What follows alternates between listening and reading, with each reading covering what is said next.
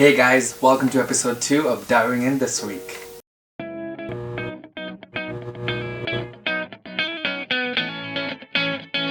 First, we're going to talk about the new Samsung phones that got released at this week's Samsung Galaxy Unpacked event. So the Samsung Galaxy Unpacked event happened on February 11th in San Francisco. They released a lot of new products. Starting with the first one, which is the Galaxy Z or Z Flip. It was something that was being talked about and had been leaked, and it was a pretty innovative thing. It comes in mirror purple, mirror black, and mirror gold, which is rare and available in some countries. They had an awesome new gimmick, which was a tripod mode. You could take selfies, which I think won't be used that much. It is released now on February 14 for $1,380 USD. And then Samsung also talked about their lineup of Galaxy flagship phones, the Galaxy S20, S20 and S20 Ultra. It has capabilities of 8K recording and comes with a 108 megapixel wide camera. And as you can see, like, the prices are very high. They also released the new Galaxy Buds Plus, which give you 11 hours on a single charge but 22 hours with the case, and they will also be available on February 14th for $149 USD. The Samsung Galaxy Z Flip or Z Flip is an amazing new phone.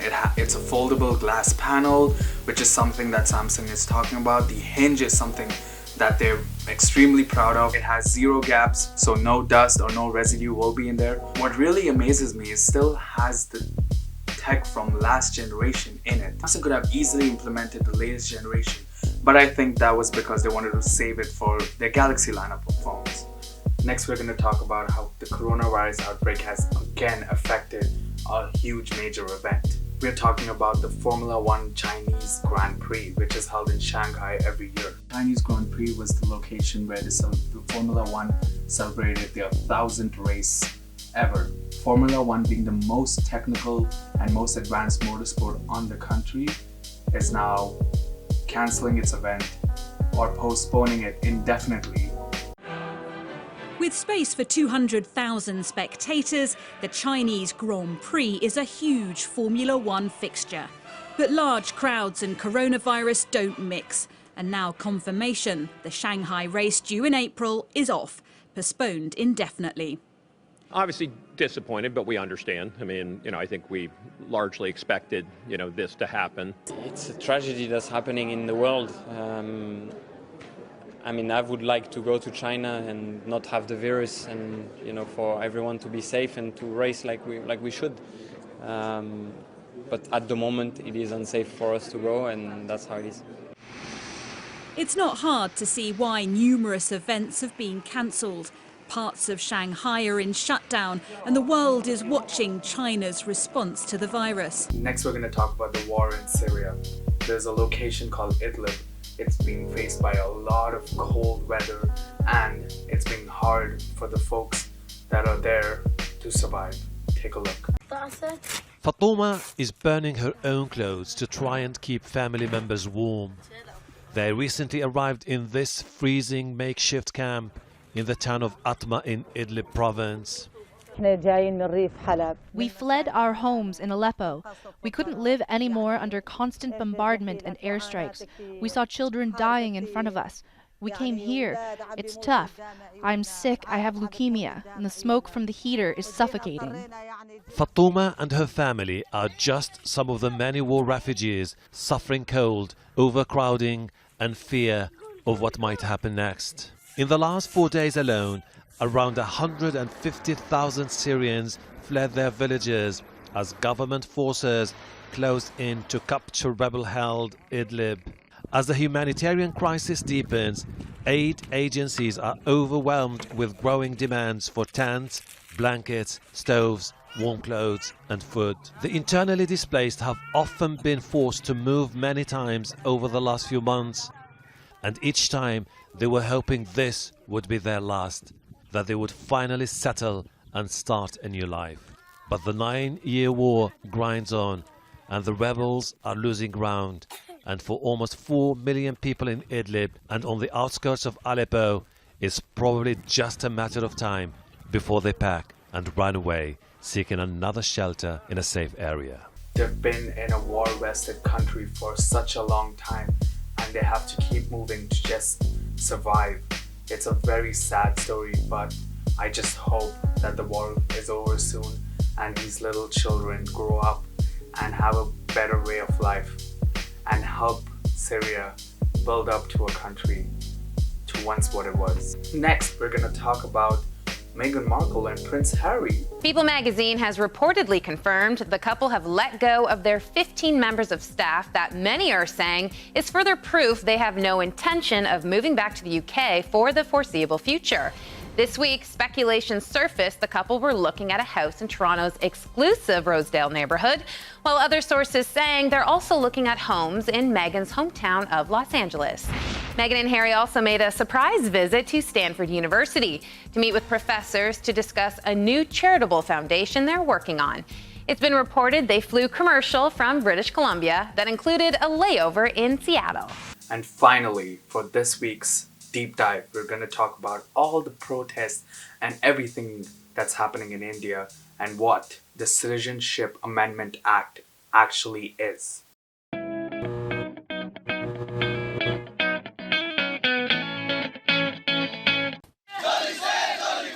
Here in India's northeast, residents are angry the Citizenship Amendment Bill has been approved by Parliament's upper house. Once signed into law, non-Muslim illegal immigrants from Afghanistan, Bangladesh and Pakistan will be granted citizenship. Assam people fear they'll be overrun by such migrants from neighbouring Bangladesh. The BJP-led government is anti-Indian constitution, they are anti-Assam Accord, they are anti-secularism. We'll fight it back. Earlier this year, 2 million residents in this state were left off a citizens' register. Of those, non-Muslims will be protected by the bill from the threat of deportation. Many say this discriminates against Muslims, even those who are genuine citizens. Only citizenship of Muslims will be doubted. They will be harassed. There will be objection filed against them. And subsequently, many of them might become stateless. So this Citizenship Amendment Bill is brought not only to protect illegal migrants, non-Muslim illegal migrants, but also to harass Indian citizens, genuine Indian citizens. Something BJP leaders deny. The Muslims of this country don't have to worry about anything. But should the Muslims of Pakistan be made citizens? Should Muslims from Bangladesh and Afghanistan and the rest of the world also be given citizenship? The country cannot run like this, says Home Minister Amit Shah. Many also question why migrants from other countries are not included. For example, Tamil Hindus who fled Sri Lanka during the Civil War. Now, this Citizenship Amendment Act, which was passed by the government, has brought out a lot of protests all over India and in major cities. This is Delhi's Junta Munta. Like London Speaker's Corner, a place where freedom to speak is guaranteed. Freedom to tweet, though, has been interrupted. The local internet connections have been switched off. Stifling cyberspace these days is a well-known tactic for India's government when faced with dissent. Just imagine if your internet is cut off. The government of India blocks out certain areas with no internet connectivity, kind of like a radio block, stops all communicative services. Marches scheduled for this day's protest against India's new Citizenship Amendment Act in 15 cities across India were mostly banned. Thousands tried to take part anyway. In Delhi, just those boxed in here were allowed to carry on. Now, India follows the rule of Gandhi, which is non-violence, and there have been a lot of non-violent protests, but the police has been targeting people by dragging them, by pushing them around, and it's getting very hostile in some situations. But many remain defiant, accusing authorities of threatening their futures. Today morning, acting so undemocratically, people have detained our leaders. They have dragged them from the site and they have clearly told students to disperse, otherwise they will face serious consequences. I mean, as students, especially in India or anywhere, as students, all we want to do is just study. And the fact that students like us are getting dragged into this and are getting pushed around is unexplainable.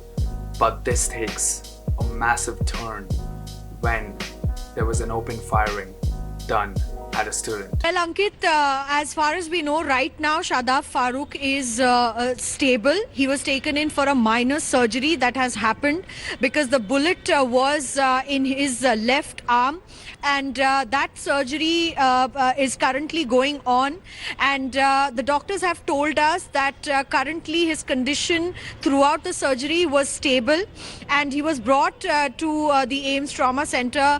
He was unconscious for a while. There was a lot of blood loss that took place, but right now we're also seeing his family members are going to be here because post this surgery we are hearing that he could be discharged today itself, and he will be taken directly from here by his family, who's on their way from Jammu and Kashmir right now back home, because at this point of time when he came here there was a delay at the start, when he was going to get treatment. So that delay was for over an hour because from Holy Family to AIIMS Trauma Center, the documents in the MLC as well as the x-rays had not reached here. The same process was repeated. So let me tell you that Shadab Farooq, he was the one who tried to stop this gun-wielding man, and in return got shot in the hand. Now this happened a while ago, and it's still, there are a lot of protests, but one of the things that was major that happened in December this year was that there were claims that the police had actually broken into